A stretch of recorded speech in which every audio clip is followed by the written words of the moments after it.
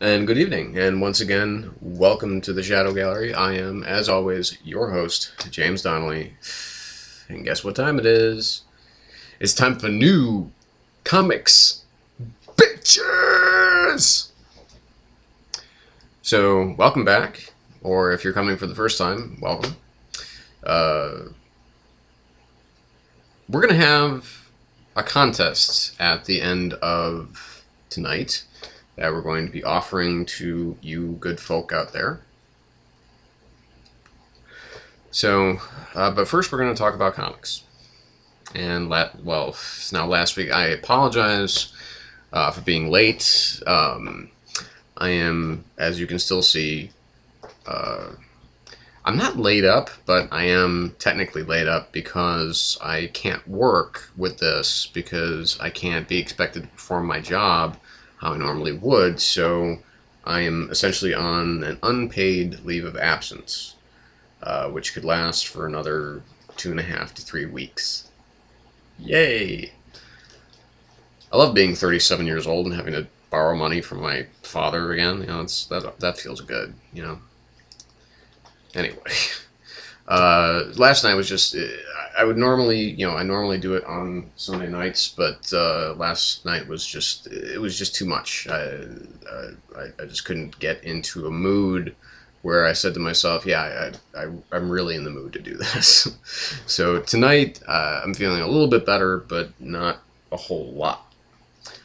So you'll forgive me if I tend to kind of run through or just run over some of the comics that we're going to be discussing from last week. But there were some really good ones. There weren't terrible ones, but there were ones that definitely deserved more. So let's just start, shall we? Okay, so we have, we'll start off with Amazing Spider-Man. Well, this is the .1 issue, so it's 679.1. Now, essentially, in this issue, we have we got Chris Yost and Dan Slott doing the writing. We got Matthew Clark doing the pencils. And basically, what this is it's the secret of who is in Lab 6 at Horizon Labs, and kind of some part of the story of Uatu Jackson, the young man who is apparently named after the Watcher, and involves the return of, I'm assuming, a fan favorite character, which is that of Michael Morbius, the living vampire. I've never been a huge fan of Morbius as a character. It was always just a little too... It was a little too, kind of late 60s, early 70s-ish monster-y for me. Because with the big kind of flared, collar and, it's very, he just looked... just the overall aesthetic of his character, the totally turned up bat nose and everything like that, and just, I don't know why I just did that. But I've never been a huge fan of the character, so it's fair to say that I wasn't going to be a huge fan of this issue. However, in the hands of people like Chris Yost and Dan Slott, I felt, well, they could pull off a really good story with someone like Michael Morbius and have it be, not have it fall into kind of the traditional trappings. Well, it did and it didn't. Overall, this issue was a bit of a disappointment, especially coming from talented people like Chris Yost and Dan Slott, obviously, and not so much due to their writing, although the dialogue, the inner monologues, everything like that, it's really snappy. It's really good. I mean, it's just the plotting is a little thin. But where I felt this book suffered the most, actually, was in its art. The art by Matthew Clark is really kind of 90s-esque.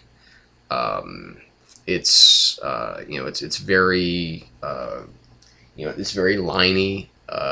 It has the muscles have like extreme definition, and the faces have, you know, like almost like rigor setting in, you know, like they're set in stone. That's always been a, you know, the kind of, you know, McFarlane-esque, where it's just over, it's too much in the realm of what it is. So that's kind of where I felt that it suffered. Overall, you know, like I said, the actual plot, like the discovering that Uatu is actually, he's studying, his field of study is actually monsters. That was kind of cool. I like that. And you know, Spider-Man, of course, getting into hot water at Horizons, or at Horizon Labs, and that, you know, again, it's one of those things where Morbius becomes, you know, he's like the, you know, the reluctant villain. He doesn't want to give in to like his bloodlust, but of course he does, kind of, and ends up being in a fight with Spider-Man and Uatu.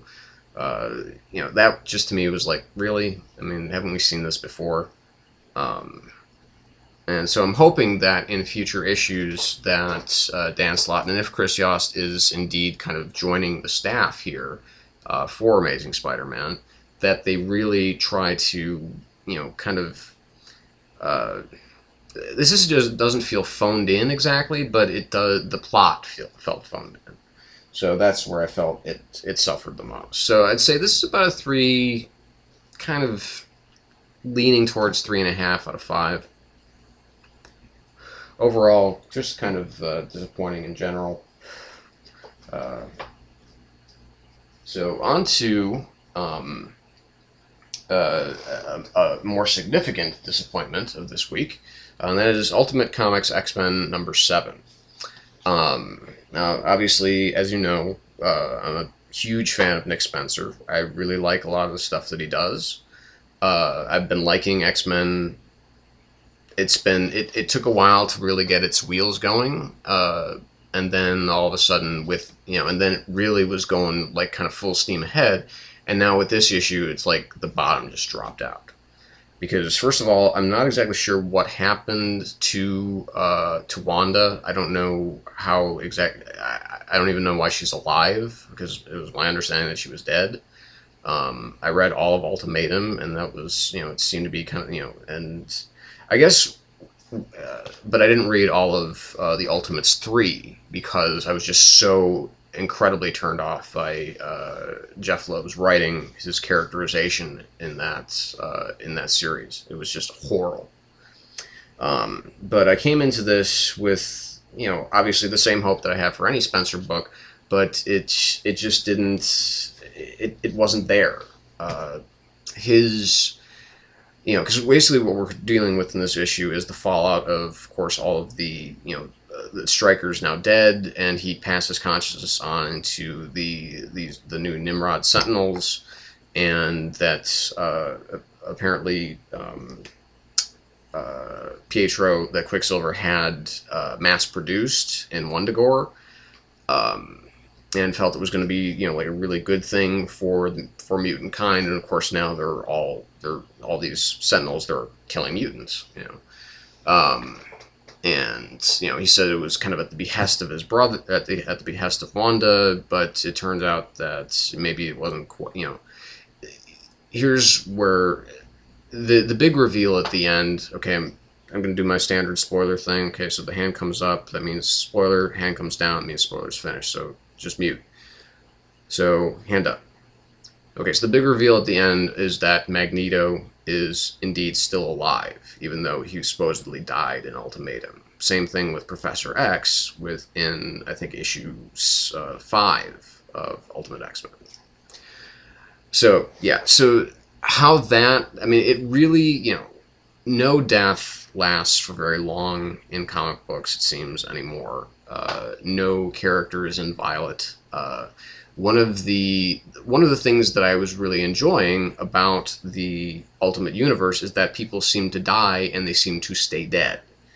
And that was refreshing, because you can get away, it's a lot easier to get away with resurrecting, well, I don't know, but easier, but it's not, you can kind of see what they're doing in the regular comics universes with with resurrecting characters, because it's a good plot point or what have you. But one of the things that I liked about the Ultimate Universe is that the rules seem to not quite apply the same as they were in the regular 616 universe of Marvel. So the fact that they are bringing back some of these characters, while I think it worked in the previous issue where they revealed Professor X coming back, this issue I felt it really didn't. It seemed, and it felt like, okay, this is really predictable. I don't see, since they already did the one, now I can really see the other one coming. So this is about, and the art, it's not, Paco Medina usually does the art for this. This was,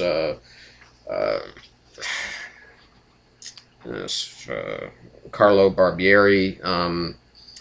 The art got a little bit too it's a little bit too cartoony. It's a little bit, it's like the love child of Joe Mad and Humberto Ramos, which is not my favorite art style, to be certain. But I felt it all kind of suffered. Just in general, the whole issue just kind of suffered, because I don't really care about Quicksilver as a person, because he's a total scumbag in my opinion, and that's been evident, I think, throughout.